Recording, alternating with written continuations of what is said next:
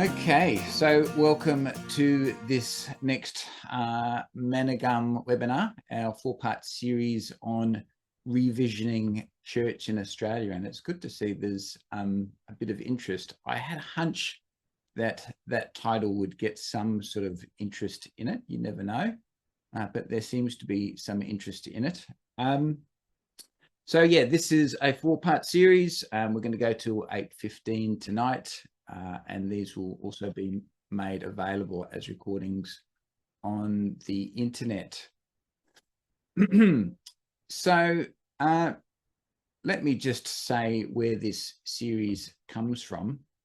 The last webinar series we ran was a series on Christianity versus capitalism.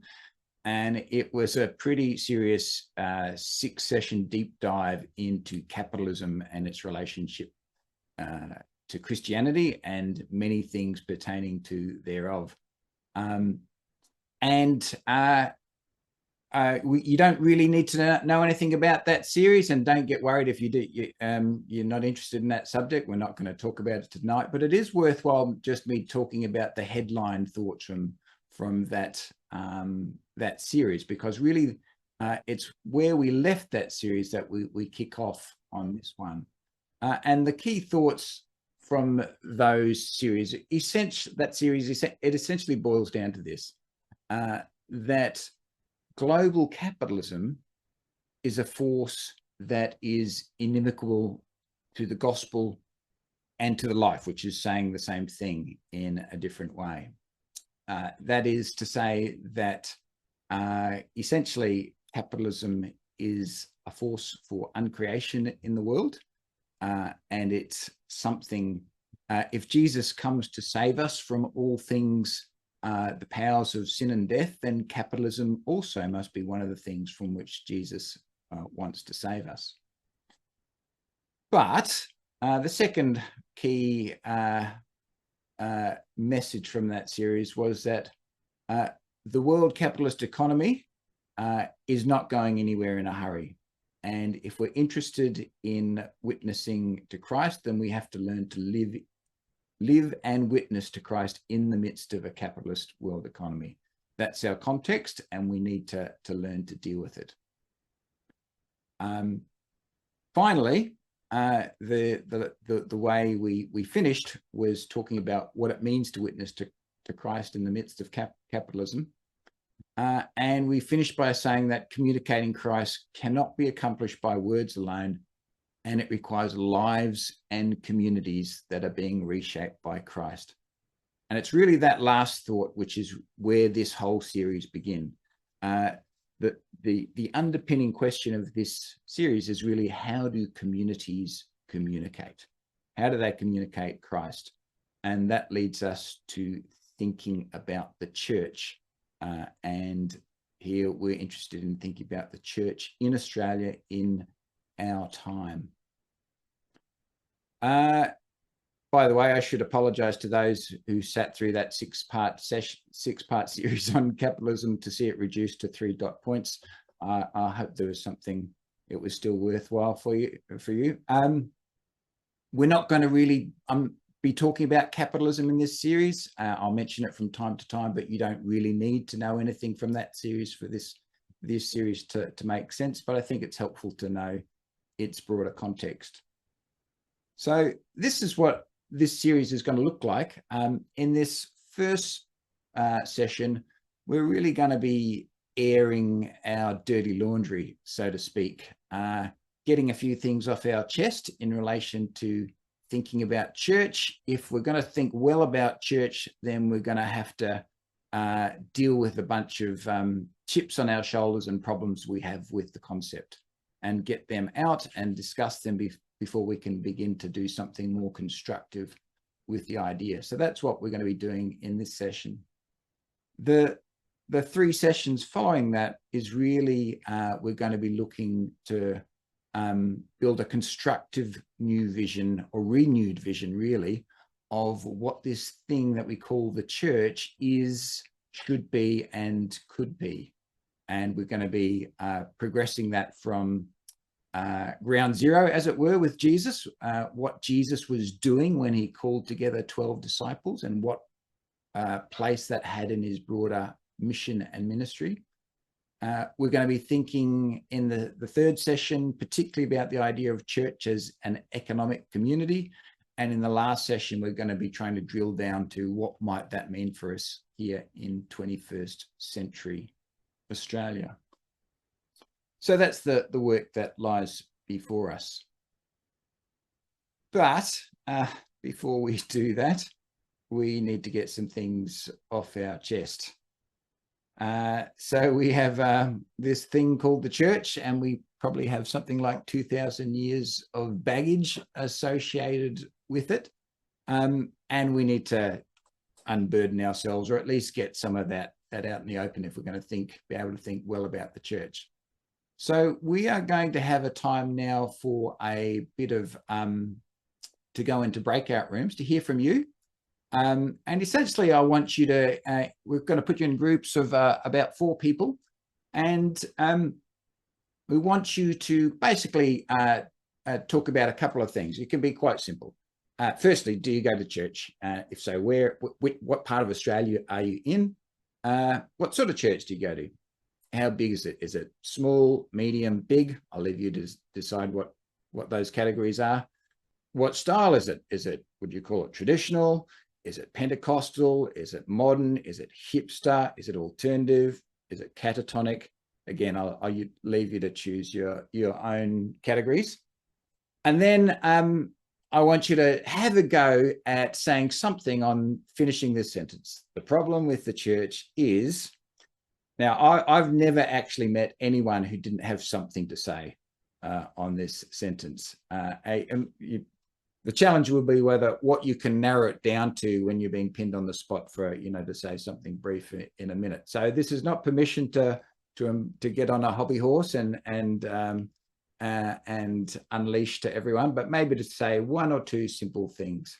So that's, and we'll hear back from some of you at the end. So in a moment, Jacob is going to put you into breakout rooms of 4 people for 4 minutes.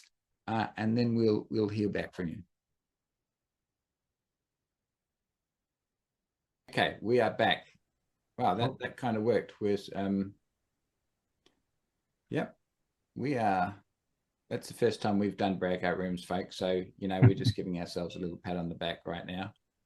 So it would be good to hear from some of you. We've probably got too many people. We do have too many people to hear from everyone, but it'd be good to at least hear if there's someone willing to speak, unmute yourself and speak what was discussed in your church, either in your breakout room, about from what you shared and what others shared. Who would like to jump in for us?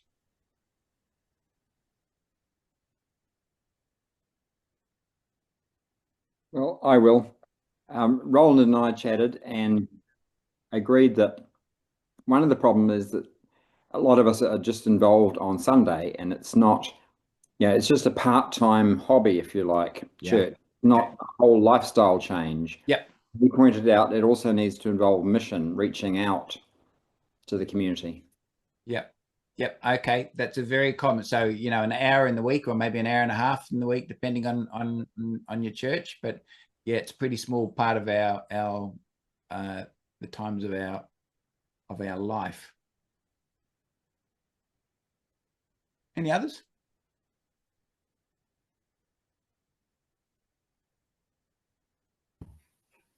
I'll jump in. We discovered that 3 of us from Adelaide, and one person unfortunately couldn't quite unmute, so we're not sure what the 4th person thought. They may have been from Adelaide too.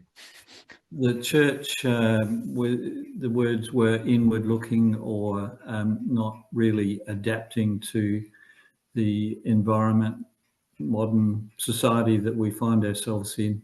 Okay. Yeah, that's very common criticisms. Yep, thank you.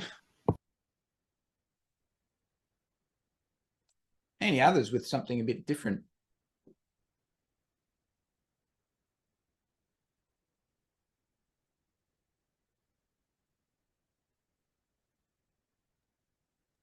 speaking on behalf of I'll do it if you like. Just for our group, Matt Moore's my name. We had a really interesting group, and we would have spoken for another 10 or 15 minutes. We just ran out of time. But in that little nutshell, it was interesting to hear from a group that struggled with moving into a rural setting where there's 7 churches in a small rural setting, and then still loving it, but still trying to find feed.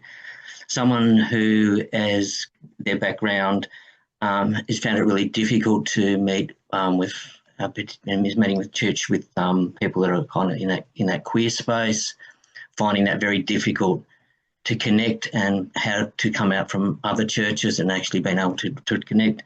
Someone who's not actually going to church at the moment, and then someone like me who is, but is wrestling with, coming from what I thought was a fairly healthy church, struggling to keep some relevance, particularly with younger kids. And that's some things on my heart. Okay, thanks, Matt. So some big things for people there, and hurts, if you like, in relation to the experience of church. Now, maybe one last person, if someone else is willing to say something. Arthur was in our group and was halfway through a sentence that included the word salvation. I'm keen to know what he would have said if we hadn't run out of time. Thanks, Claire. Got me mid-mouthful. The problem is salvation in that, we're talking about Jesus saving us from intangible things inside of ourselves. So the problem of spiritualization of everything, or dualism, sacred secular divide, that's what I'm getting at. Yeah. Okay. So our sense of salvation is not broad enough, not worldly enough, perhaps. Yeah. Okay, and so the things the church is dealing with is too narrow, essentially. Yeah. Okay. Good. Look, I think all the things that people have shared are things that you will hear quite, I think, reflected quite broadly in lots of different places. They are common critiques of the church, which says something about where the church is at. And look, no one even brought up 2,000 years of history. And, that's opening. It's not like there are skeletons in the cupboard. There are some mass graves out there which are lying open in public, really, in relation to the church. So there's clearly, a lot of issues. And for some people, even the word church is very negative. And if that's you, then it's going to be, in this series, one of the great works that it's going to be for you to do is to really work through, can we find a new meaning to this word? At some points in the series, we'll drop the word altogether. We'll find other ways of talking about what we need to talk about. But this is our subject matter, the church, and that's what we're going to be going on with. All right. So if we're going to talk about the church in Australia, we really need to say some things about our context firstly. We need to say some things about 21st century Australia. Obviously, there's lots that we could say. Here are some things that I want to bring into the foreground so that we can perhaps just then keep them in the background for the rest of this conversation. This is the context that we're thinking about church in. And the first thing that we have to say is that Australia is still a settler colony in denial, and that was made quite painfully apparent in the 2023 referendum on voice, that the fact that Australia is a nation that has come into being through a terrible injustice, through the dispossessing of the First Nations of this continent, and it's not something that we've dealt with yet, and it's unfinished business. I won't say more about that, but that is fundamental to our context. Secondly, and also something that has shaped Australia almost since year dot, is that we've been shaped by our nation, the drive for what I'm calling here possessive individualism and consumer capitalism. these things have been right at the heart of the Australian project from the earliest years, at least from the time that Lawson, Wentworth and Blaxland crossed the Blue Mountains and began the great settler rush for land. What was driving the colonisation of this nation were these things: possessive individualism and consumer capitalism, and they remain at the heart of Australian culture and Australian politics and the Australian project. The next thing we should say is that we are fantastically wealthy. Australia is one of the wealthiest nations on the planet. We consume more than peoples have through the rest of history, and most other people on the planet currently consume. We have an incredible, we consume an incredible amount of the Earth's resources. Affluence is fundamental to our story and our understanding of what Australia is and should be. That said, while not detracting from the fact that we are incredibly wealthy, we're also experiencing increasing inequality in our nation. And so your experience of wealth is always relative. And so those at the bottom of a large pile feel increasingly left out. And inequality in Australia is being driven in a number of ways, but perhaps nowhere more apparent than in the housing crisis. The divide between people who have homes and those who don't is becoming increasingly stark. Related to the drive, the economic drive of the Australian project, the possessive individualism and consumer capitalism, Australia is a nation and a continent that is in ecological crisis, and that is fundamentally to do with the ways in which we've exploited the land for economic gain. And that is also central to our national story and the context that we have to deal with. Despite being incredibly wealthy and in lots of regards an incredibly successful nation in political and economic fronts, nevertheless, the experience of many Australians today is what I'm calling one of the unraveling of self and the unraveling of society. And that is most evident in the mental health epidemic that is so common, the experience of loneliness and isolation, and really the deep sense of malaise about what life is for. And we see that perhaps most alarmingly in the youngest generations coming through now, and especially their experience of anxiety.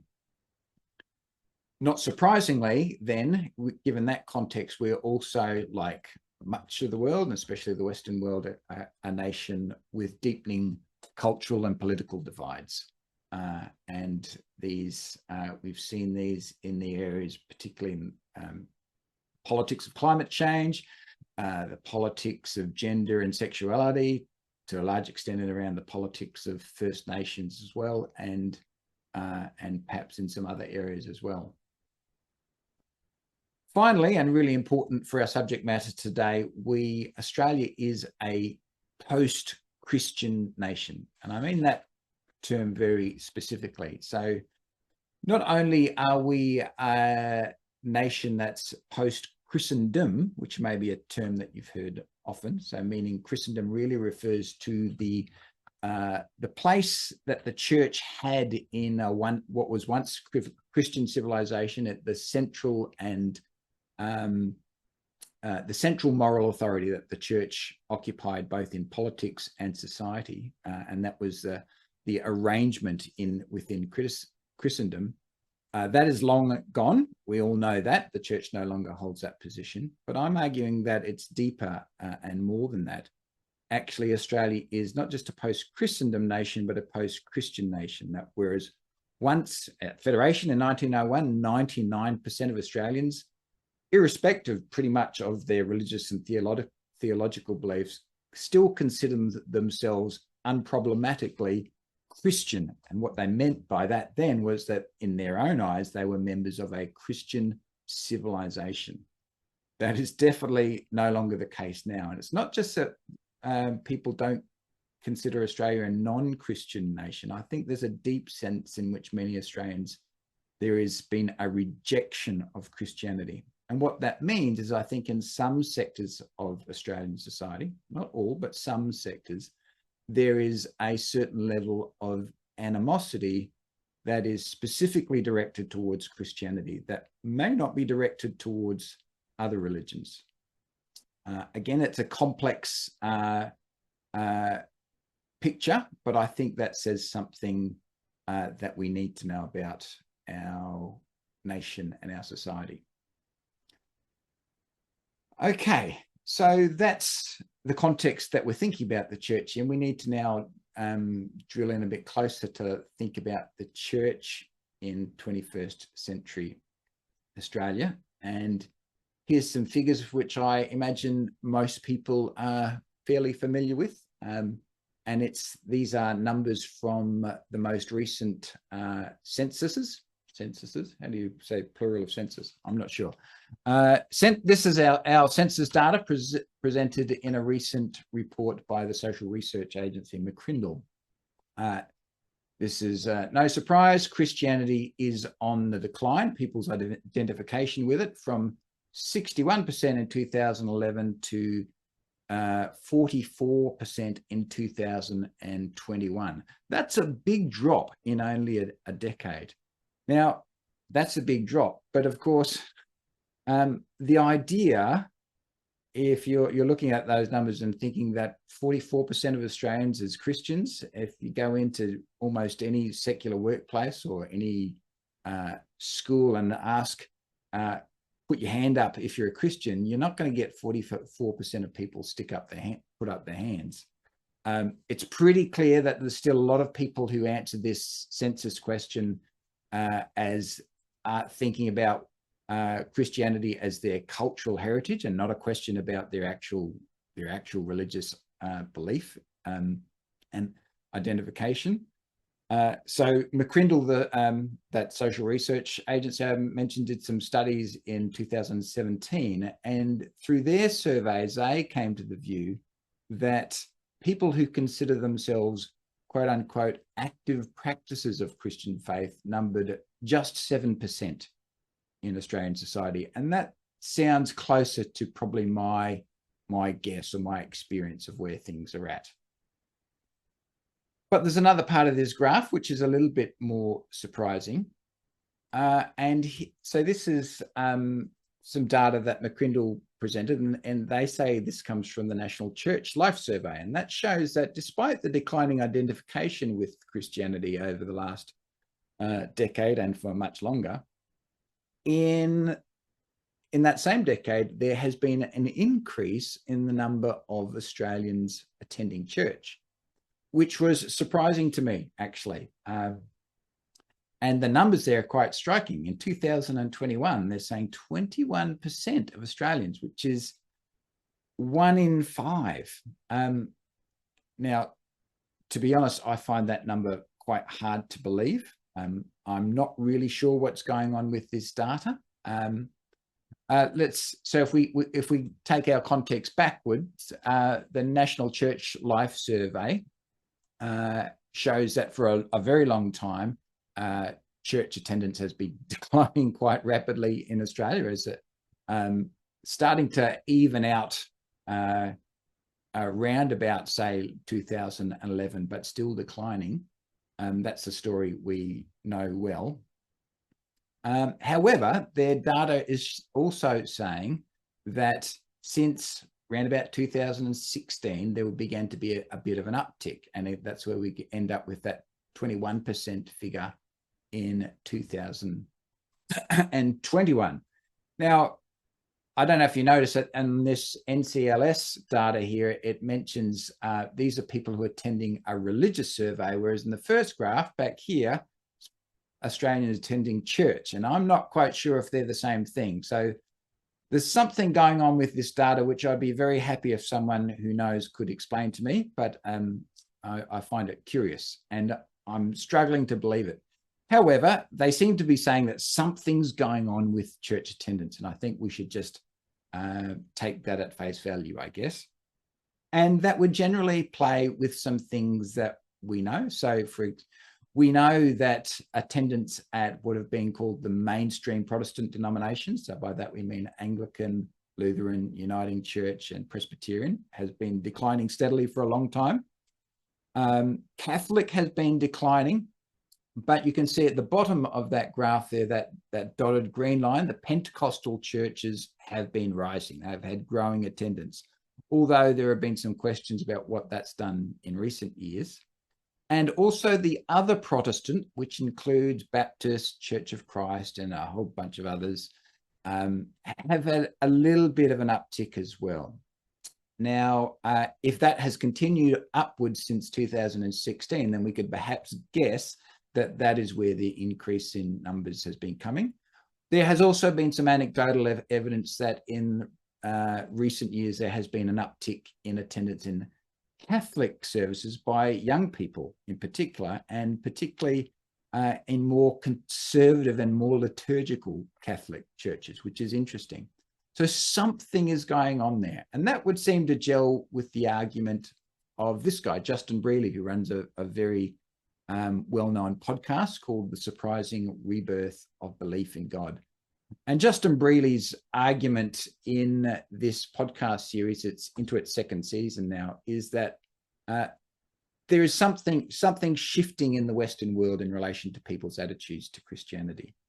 And he's particularly in the first season charted the decline of the new atheist movement and the movement of some pretty interesting and high-profile public intellectuals into Christianity or towards Christianity and away from their previous skepticism or atheism.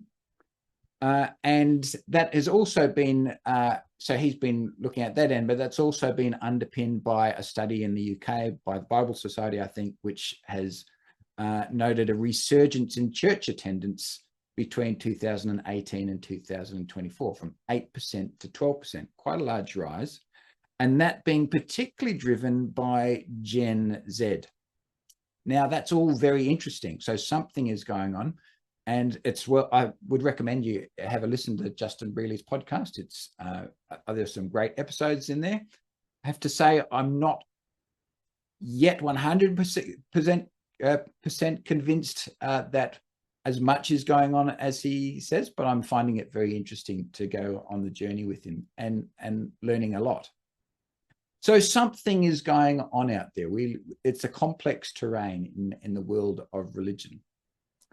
Now, some of those ideas were presented by McCrindle in their most recent report about faith in Australia. And again, this was a pretty upbeat report, trying to run a similar line to the Justin Brearley podcast, that attendance at churches is on the uptick and interest in Christianity.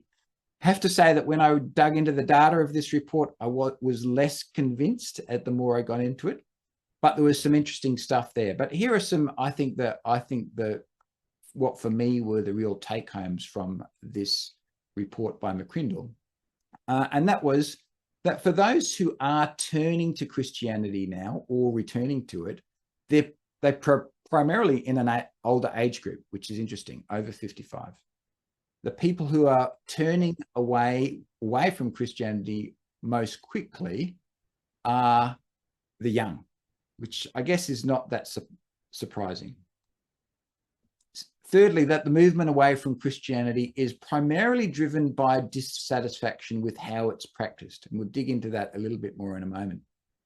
But finally, interestingly, and a little bit hopefully, young people are also, although they're turning away from Christianity faster than others, they are also the most open to Christian faith if they're given good reason to be interested in it. That's the finding of McCrindle. So let's just dig into that a little bit more. Here's a graph that shows what I've just said. So the proportion, the blue line down the bottom shows there's still a growing trend away from Christianity in Australia. So in 2011, 9% of people who were Christian had turned away from it has increased to 19%. And we see almost double that number amongst the young in terms of their turning away from Christianity. Not necessarily that surprising given their age and life stage and going to university and all of that involves and that sort of thing, but important to know. Here are some of the things that people, when asked why they've changed their away from Christianity and changed their affiliation to faith, to no religion. And right at the top is that they felt disappointed in the church due to its lack of accountability, its hypocrisy or dishonesty. Second was that they felt religion was no longer relevant or meaningful to their life, and we might say some things about that later. Thirdly, that they became disillusioned with how Christianity is practiced or represented by its leaders or institutions. The fifth one down is that I felt Christianity was more about rules and rituals than faith or spirituality. And the one below that, which has 33%, almost a third of, just a bit over a third of respondents, was that I struggled to reconcile Christian teachings with issues like inequality, injustice, or suffering in the world. So summing that up, a very large part of the objections that people are facing with Christianity have to do with the church, with the community of faith and how it lives out and practices its faith and how people experience that. So the church is certainly has to be central to our subject matter if we're interested in how people relate to Jesus. Now, I would argue that the church in Australia is facing a crisis of credibility, and it has been heading in this direction for a long time, but it hit a particular low in 2017 when we had the conviction of Archbishop George Pell, Cardinal George Pell, Catholic cardinal, when he was convicted of child sexual abuse offences. And that was really came at the climax of a very long saga of the Royal Commission into institutional sexual abuse, which highlighted sexual abuse in the churches and their repeated and appalling failures to deal with it and repeated attempts to cover it up. And here we have a picture of George Pell being arrested on the right or taken to court. And in that same year, we also had the 2017 marriage plebiscite, which asked people to vote on the question of same-sex marriage. Now, I'm not going to get into that topic, and there will be a range of different views in this, I imagine, amongst our participants on that. But what is important to note is that the No campaign for that plebiscite which lost, was seen and was virtually, in truth, almost an entirely Christian-run campaign. So, and I think the end results was something like 60% to 40%.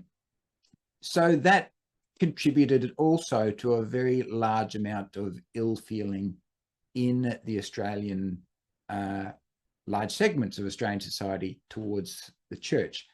There is a lot more else besides, but these things have been, I guess, the icing on the cake, a new depth that things have got to. And that's evident. We can find evidence of that in a survey run by Roy Morgan on how people perceive various professions. And in 1997, ministers of religion were rated very highly for what people perceived as their ethics and honesty, close to the top. 20 years later, by 2017, this had collapsed to an all-time low of 34%, which was lower than people's perceptions of lawyers. Now, I don't know if we've got any lawyers joining us tonight, but that's saying something. Really, it's an indication of where things have gotten to in terms of public perception of the church.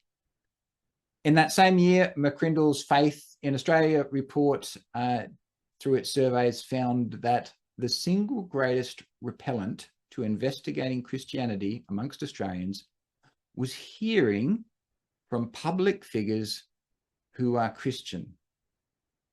Now, if that's true, that is a real problem, because up until now, this has been one of the primary mechanisms by which the church has got its message out to a broader public.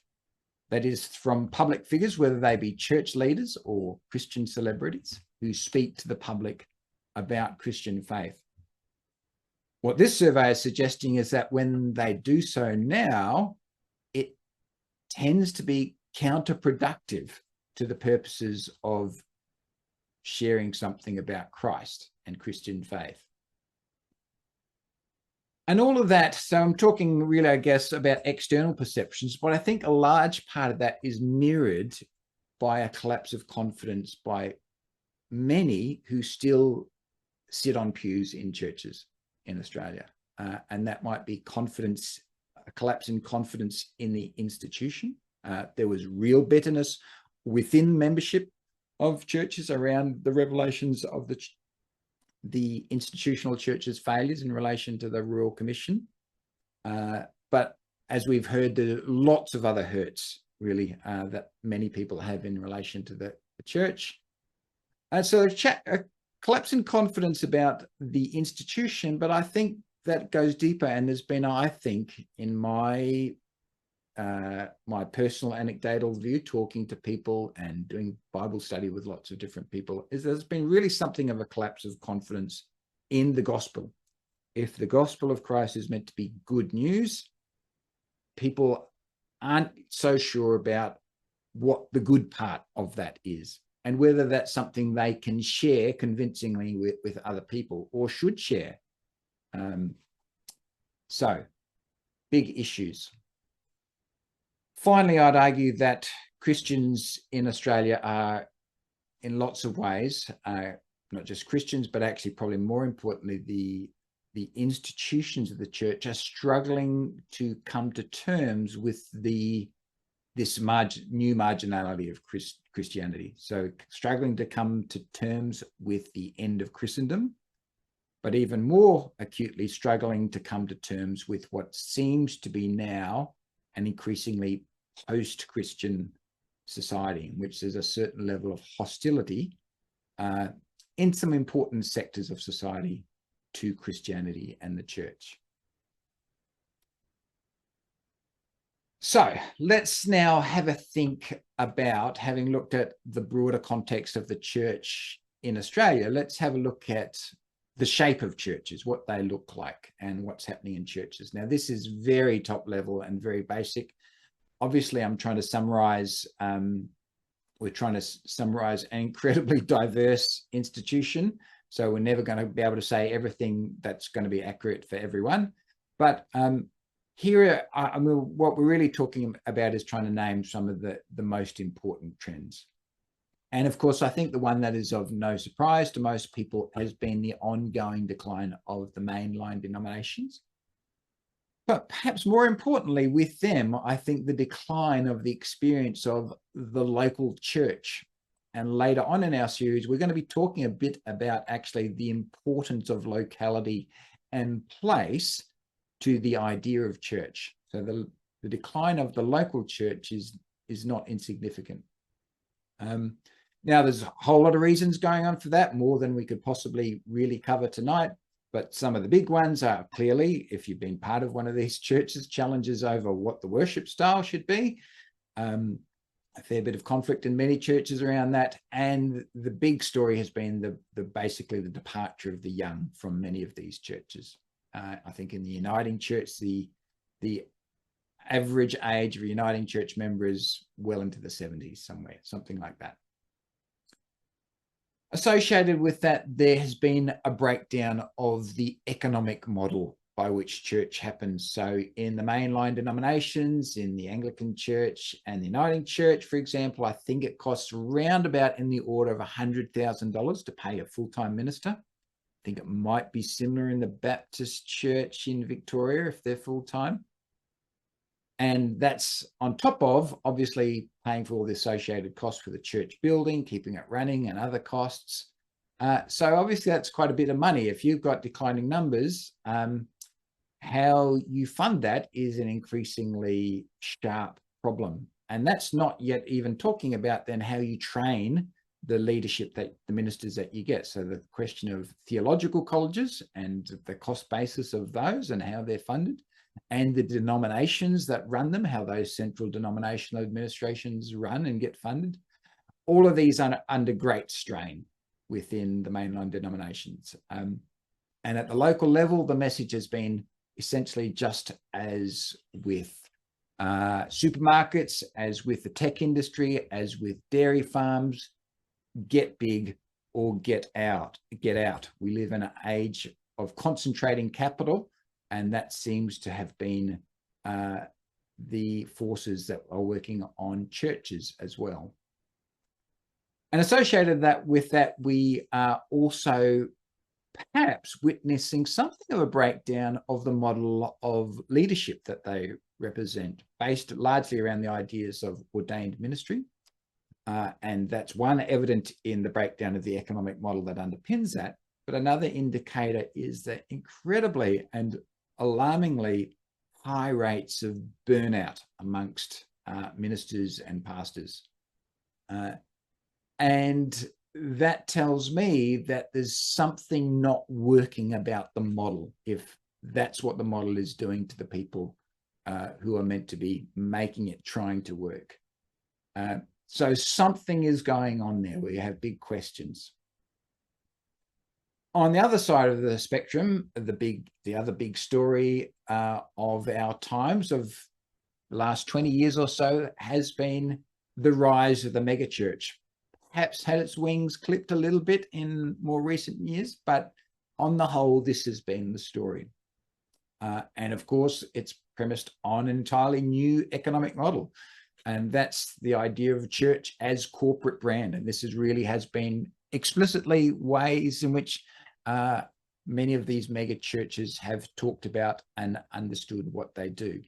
And they've taken the modern disciplines of marketing and commercialization right to their heart and to their model and to their product, so to speak. And at the center of things, obviously, has been the form of worship that they've promoted, as you can see by that picture down below. I think this is Hillsong Church, if I'm not wrong, which has been highly attractive in an affluent consumer culture and in many other cultures besides too, premised on high energy, great music, lots of professionalism, and a real experience every time you go to church. And alongside of that, to make all of that work, the economic model and this very tight form presentation of worship has been a new form of leadership. Perhaps there's something old about it too, and it's really the rise of what I would call the monarchical senior pastor come CEO. And this is a model in which senior pastors have more power, I think, than the monarchical bishops did of old, and perhaps less accountability. And that's been perhaps at the heart of their effectiveness, but also been at the heart of their downfall when it seems to happen from time to time. And I guess the big question going on with this form of church is, what's the impact of all of this on the content of the gospel that's being proclaimed within them? And I'm not just talking about the rise of prosperity gospel, which is perhaps not as bad now as it was, not perhaps as blatant as it was in the 1990s and early 2000s, but probably is still there to a large extent. But even at a more mundane level, what does that form of worship with people gathered together like that and singing songs that, if you pay attention to the content of the songs, in my view, and many others, for many Christians, 90% of their theology is imbibed through the songs they sing. If you pay attention to not just one song, but the whole corpus of songs that people are singing, what are they singing about? And how does that all shape their understanding of the gospel? Many other questions besides. And what about the emerging church? So 25 years ago, the emerging church was all the rage. I was involved in networks. There were lots of conferences and meetings about this thing called the emerging church, lots of exciting examples and people talking about it. As, for example, with the hit book by Michael Frost and Alan Hirsch. I actually haven't read it yet. One day I will get there, but I'm told it's very good. The Shaping of Things to Come, which was sold very well and was very influential. But a lot of that seems to have disappeared, and perhaps the emerging church has submerged. I'm not entirely sure what's happened. I know there have been quite a number of the things that began were small and fragile. I guess they hadn't figured out their economic models yet, and lots of them has fallen by the wayside. I'm not quite sure. Others we just don't seem to hear about anymore. Perhaps they're still there. I'm not really sure. Certainly, the energy and excitement about this thing seems to not be there anymore. But it has left with us a few important deposits, and it's ideas which have become largely mainstreamed now. Ideas like missional church, or in the mainline denominations that's been talked about, fresh expressions of church have tapped into some of the things that came out of the emerging church movement. And these days there's increasing talk about idea of microchurch, very small expressions of fragmenting church into little small groups. So we're at one end of the spectrum, we have the mega church, like as in the picture we just saw in the previous slide. And at the other end of the spectrum, we have a movement towards these very small groupings of church. So all of that leaves us with a lot of big questions facing the future of the church in Australia. We are, in my view, in a bit of an in-between time for the church. So we are witnessing the end of a long era of Christendom and of models of the church, which are slowly winding down and failing, in my view. And in my view, the writing is on the wall for some of the mainline denominations. These models of church are no longer working, but it's by no means apparent what the replacement should be. And there are a number of big questions to be asked. One is simply about size. What size should we think about our churches as? Is a mega church a good thing? Or is a micro church a better thing? Or do we need a mix of sizes? How do we incorporate them together? How do these things work? What about forms of worship? The forms of worship that actually work culturally for us as who we are in this day and age, but also that actually school us in the gospel of Christ and aren't just a gloss on a superficial consumer culture. What about the models of ministry and leadership that underpin the churches? How do we make those things work? How do we train our leadership? How are they formed? What do we even mean by leadership for the church? And of course, what's the economic model that underpins all of that? And finally, the much deeper question of which gospel is it that we're proclaiming in our churches? That's a very big question on which Manna Gum has quite a bit to say. Now, I have to say, for this series, other than perhaps that last question on which we will have some things to say, we will answer none of those questions. They are not questions that I presume to have any answers to. And if I did, well, I was going to say I'd be a millionaire, but I'm not so sure about that. If I did, I would be shouting it from the hilltops if I knew what the answer to these questions were. But I think we have some prior work to do before we can even really begin to ask these questions well. And I'll come to that in a moment.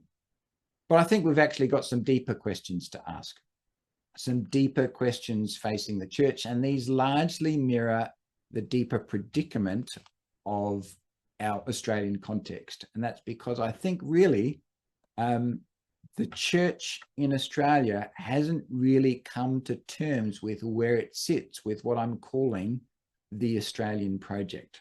And so there's some questions facing the church in relation to the broader Australian project. First and foremost of that is that we are, I think, in a lot of ways, a settler church in denial, that we haven't faced the terrible implications yet properly of the fact that the good news of Christianity came to this continent with a civilization that was in the process of violently stealing and dispossessing the rightful owners of this land, and thereafter continued to perpetrate a series of injustices and indignities on those First Nations people, which continue through to the present day. Now, some parts of the church are talking about that and trying to deal with that, but I think on the whole, we haven't really dealt with that very big issue and question. Likewise, we haven't dealt with the huge question of the possessive individualism and consumer capitalism at the centre of Australian culture. We could say more broadly within Western culture. Largely, Christianity in the West has accommodated these things. And at the beginning of this episode, I suggested that really that Christianity and capitalism were inimical to each other. There really can't be any compromise between those two things. And yet we've attempted to compromise, and we've attempted to accommodate capitalism and possessive individualism. And this has come at, I think, a very high price for the sort of faith that we are left with. Likewise, we haven't come to the accommodated or come to terms with the fact that we are in fact very wealthy. Many of us, if you're on this this webinar, then you are by definition almost a wealthy Australian. And we are not really clear on that, and we don't really understand that or what its moral implications are yet. I'm not sure that we're facing the rising inequality in Australian society. Perhaps it's happening in churches better than in some other places. I'm not sure that we're really thinking hard about the issue of housing very well in our churches. Again, it will be a variable story in different churches. Again, on the whole, I think the churches and Christianity in Australia has largely been oblivious to and turned its face from the ecological crisis of this continent and of the planet, and has seen it as largely not relevant subject matter for its Sunday meetings. Now, there are some very honourable exceptions to this, I want to note, but I think on the whole, that is a reasonably true statement, that there are very many Christians out there who are concerned about our ecological crisis and really do not find the church a supportive place to think and address that. Alongside of that, I think alongside of what's being mirrored in broader Australian society and the fact of the high price that we've paid from the accommodations that we've made and the ways we've had to water down Christian faith to make those accommodations, I think one thing we're seeing in modern Western Christianity and in Australia is a certain amount of unraveling of faith and of community. People are struggling to make sense of the version of the story of good news that they've been left with and how that relates to all this big stuff that is really frightening and scary and quite substantial going on in the world. What's the meaning of it all? And not surprisingly, our churches are simply reflecting the deepening cultural and political divides. I think much more than what denomination what you belong to, what matters much more to people these days is what form of worship is being practiced, mode of worship in a church, and whether they either sit on the conservative or the progressive side of the political spectrum. Finally, as I've been suggesting, I think we're struggling to come to terms with the marginality of Christianity in Australia. We need to find, I was going to say new, but actually old ways, recover old ways of thinking about Christian faith and how it relates to society and how it communicates Christ into its context, because the modes that we've been operating for out of the last centuries, and we might say almost 1,500 years, 1.5 millennia, no longer work, and they do no longer pertain to our context. And we need to recover much older ways of Christianity for dealing with that context. Okay, I'm just about finished. So where does all of that leave us? Well, all of that leaves us, I think, with the fact that the whole premise of this webinar series is that I think we need a renewed vision of what this thing is that we call the church. And that terminology, I understand, is so problematic for some people and has so much baggage for us that actually there'll be points in this webinar series where we have to abandon the word altogether to try and think well about what this thing is. But for me, the core contention of this series is that if you're interested in Jesus, and if you're interested in the good news of Jesus, then we have to be thinking about the church. There's no way around it. So we need to go back, and this is what we're going to do in the very next webinar, to begin to think about what Jesus was doing when he pulled a community of people together around him, and then he gave it a commission. What was the shape of this community? What did he see as its purpose and its mission? How does the New Testament describe that? This will be core to our work. My view is all those big questions we posed before, which I said we weren't going to answer, before we can even get to those questions, we basically need a renewed primary vision of the church. We need to go back to our theology 101 of what this community is meant to be. At the heart of what this series is about, I'm going to be suggesting, is the idea of the church is called to be a new social reality. And the ways in which the New Testament talks about this is both inspiring and daunting, frankly daunting, I have to say, but we can't ignore it. And as part of that new social reality, I'm arguing that we also need to pay attention to the ways in which it imagines that this church is and this community must be a countercultural economic community. So this will be our work for the coming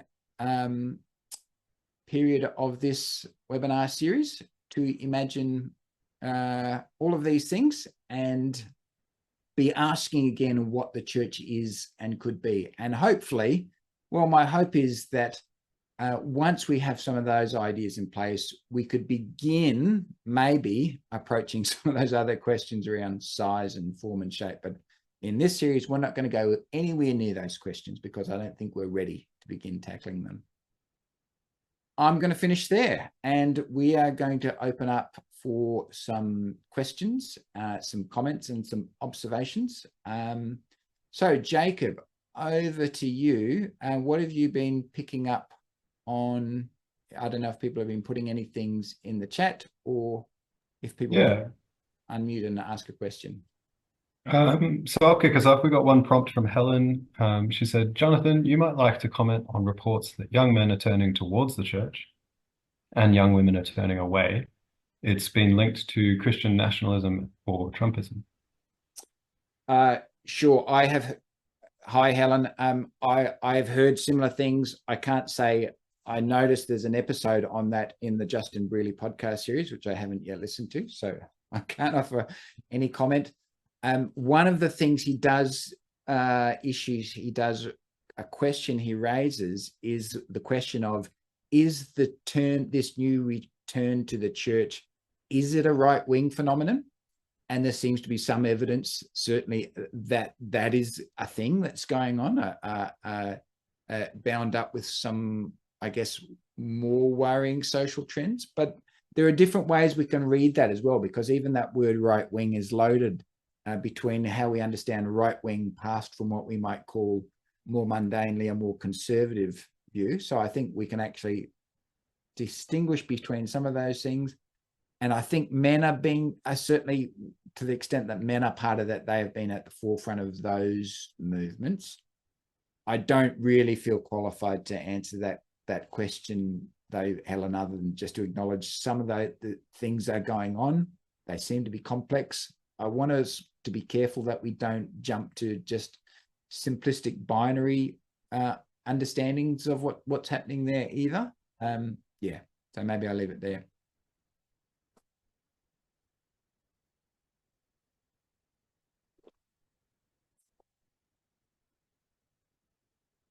Anyone else got a question?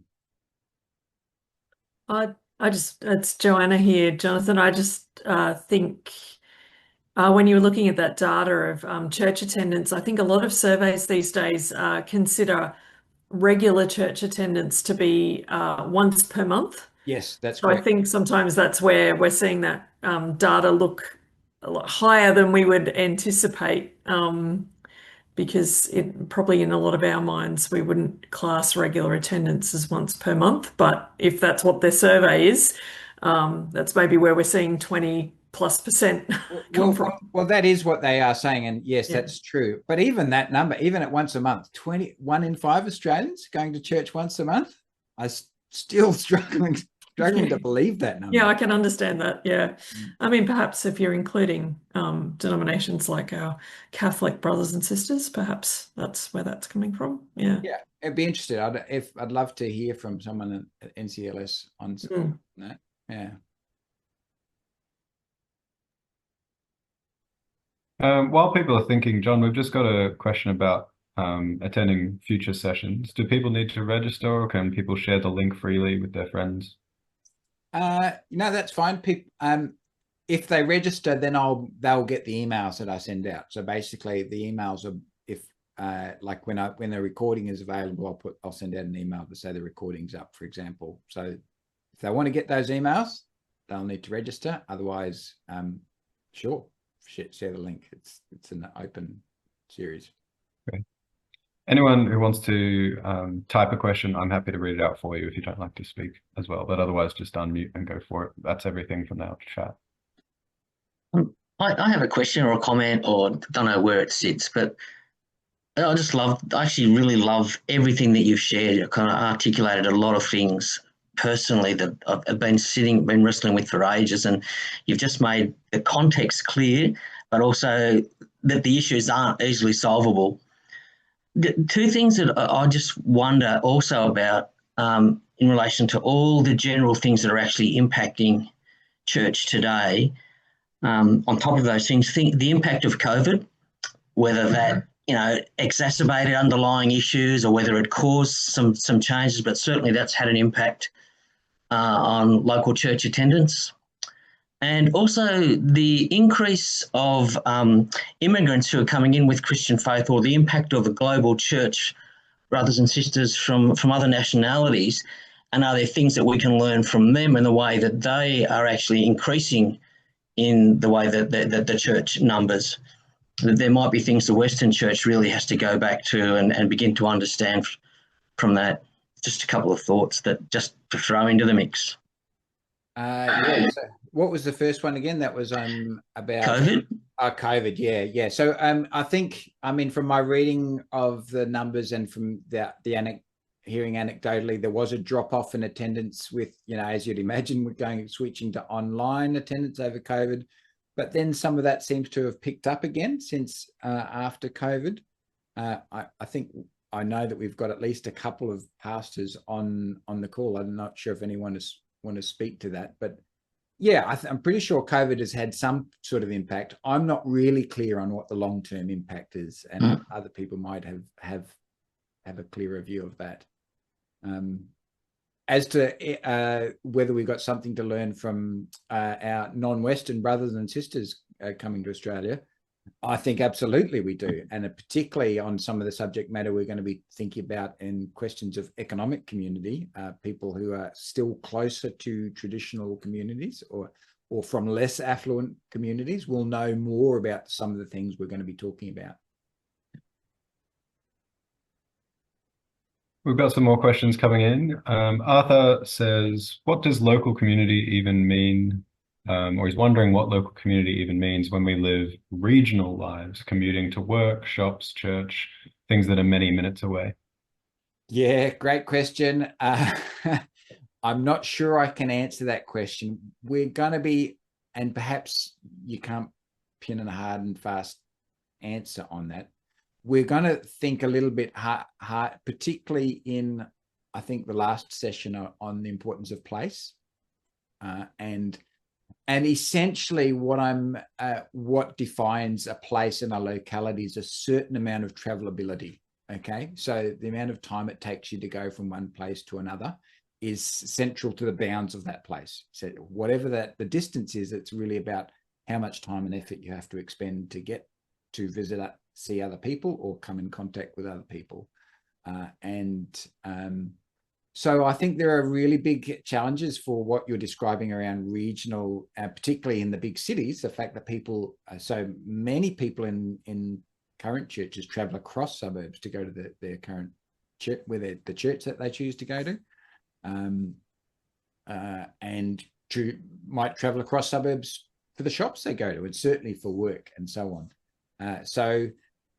And how do we mix and match those things together? That'll be some of the questions we'll deal with. We're not going to answer it, but we can certainly point to some things. And I will be suggesting that some sort of relocalization of Christian community is necessary and something that we have to reclaim. That is a really important part of the mix. Now, it won't be a single size fits all, or but some form of relocalization.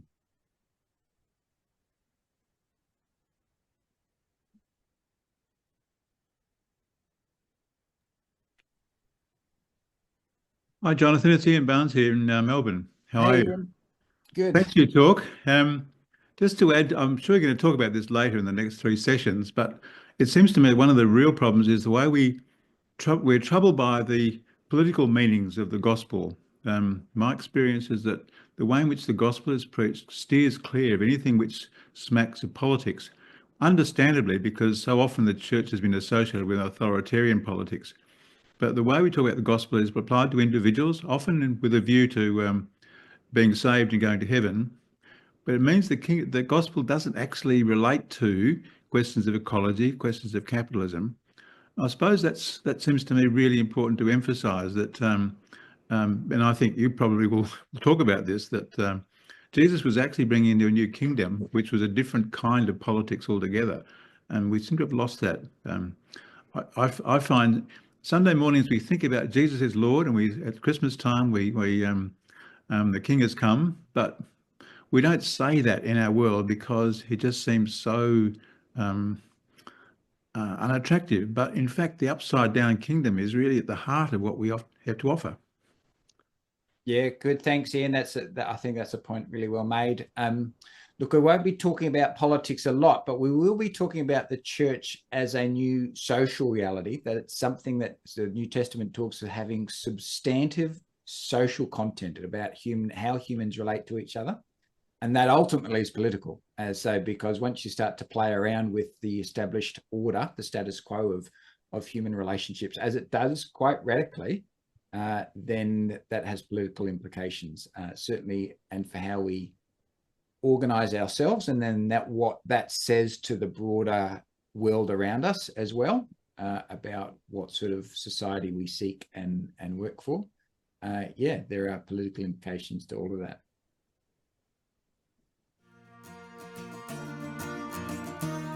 Well, I think our time has pretty much come. We've just ticked over on 8:15. So thanks everyone for your questions and for your attendance.